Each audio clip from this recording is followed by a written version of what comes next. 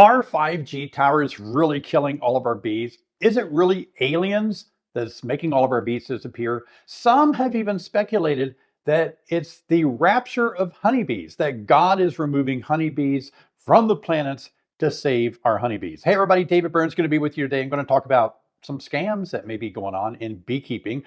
And today it'd be good to get right down to the point. You know, some people, more realistic, say that sometimes it's bad bees that are sold to beekeepers.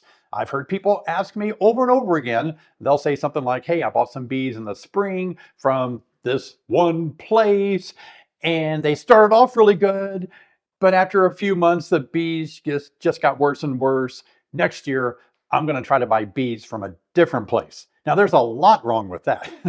And the beekeeping market is just saturated with new beekeeping gizmos and gadgets. You go to any big conference, like a big convention center, you will just be inundated with literally hundreds of vendors selling the most important thing that we have to have now to keep our bees alive. And yet, even with all of this, 50% of bees are still dying. And why is it that everything in beekeeping has to continually be reinvented?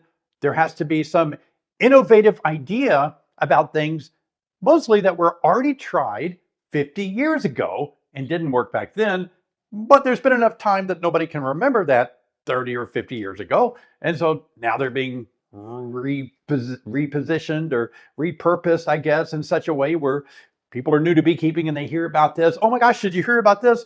Well, if you look in the literature, it was tried 20, 50 years ago and it kind of went away, kind of failed. But here it is, brand new, like it's going to save the day for us. Now, if you've ever watched many of my videos, by the way, thanks for joining me.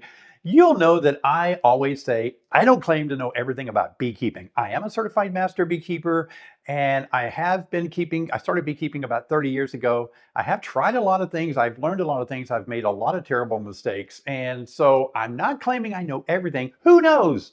Maybe 5G is killing bees. Maybe they are being killed by aliens from another planet. Maybe God is rapturing all the bees off of our planet to save our bees. What do I know, right? But until I have hard science and really more information about those things, I'm going to stick with things that I know for sure really do help our bees. Like, how about we focus on learning about honeybees? Who would have ever thought about that? Why don't we really dig in and learn about beekeeping, learn about honeybee biology? Wouldn't that be fascinating if we could really learn what makes bees tick? So maybe instead of trying all the new gizmos and gadgets and being just inundated with hundreds of new hives and hundreds of new things, maybe it is just time, look at this, for us to cowboy up. Can you see that? Oh my gosh. Lewis, thank you for making this for me. Lewis made me a lot of cool things. Powder coat metal, look at that, cowboy up. He's a big fan of the YouTube channel, and he sent me a bunch of things like this, and even a hummingbird that you can kind of stick into a tree or a post or something like that. Take a look at this. Crazy. Thanks, Lewis. I'm really just fascinated by the things you sent me. I'm going to be showing more of those, especially the flag you sent me. Wow, that's beautiful. But anyway, it's time we cowboy up and stop relying on the newest thing to help our bees live. It's not the newest thing. In fact, it might be the oldest thing that help our bees survive. And what's the oldest thing? Being a beekeeper, understanding bees, learning about bees. That's what's going to keep our bees alive. Okay, we keep thinking it's going to be the next cool hive that promises to have more insulation or something like that. Maybe the best new type of smoker, you know, like the old smoker of the past. For some reason, it's not good enough anymore. Smokers aren't good enough. We have to create a new type of smoker. Is it really going to save our bees to have a different smoker? And then there's different types of feeders. There's different types of feed. You know, we act like fondant is a brand new concept to honeybees. You know, fondant, feeding fondant to bees has been around forever. It's not something new. Calm down. The whole discussion of moisture in the hive in the wintertime, no moisture, this whole discussion, it is so old. Reverend Langstroth talked about this in the 1800s. Why do we think it's a brand new concept that we have to wrestle through? I think it's because a lot of beekeepers today really don't want to learn about bees.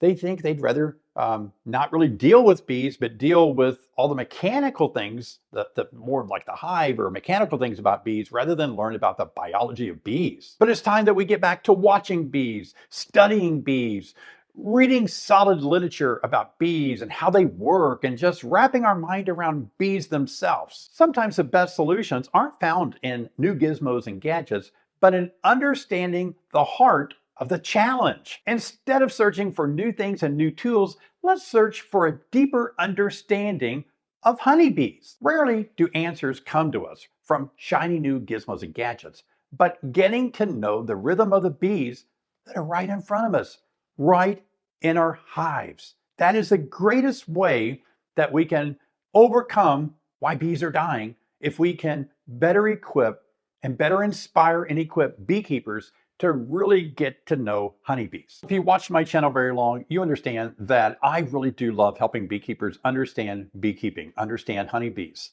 And I like new shiny toys and tools in beekeeping just like you do. I think it's really cool. I try them all. And yeah, who doesn't like that, right?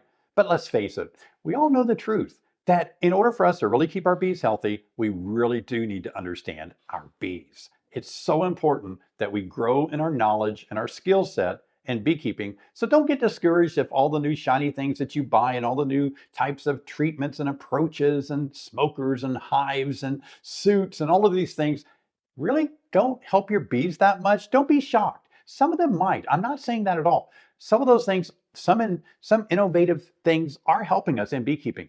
But for the most part, if we just pursue that instead of really understanding honeybees, it really won't help a thing.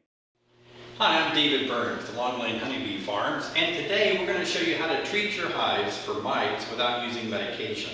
So I'm here making videos now for 16 years on YouTube about beekeeping, hoping that I can help you make fewer mistakes and keep healthier bees. And my primary focus is to help you really understand the basics of beekeeping, the fundamental of beekeeping.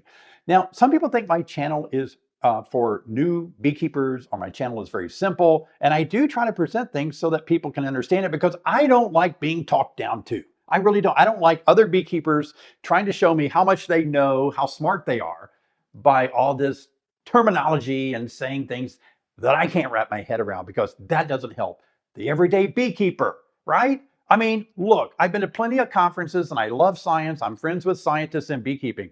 But I can sit in an audience and sometimes watch things and scratch my head wondering, how do I take this home and change my beekeeping practices? I don't get it.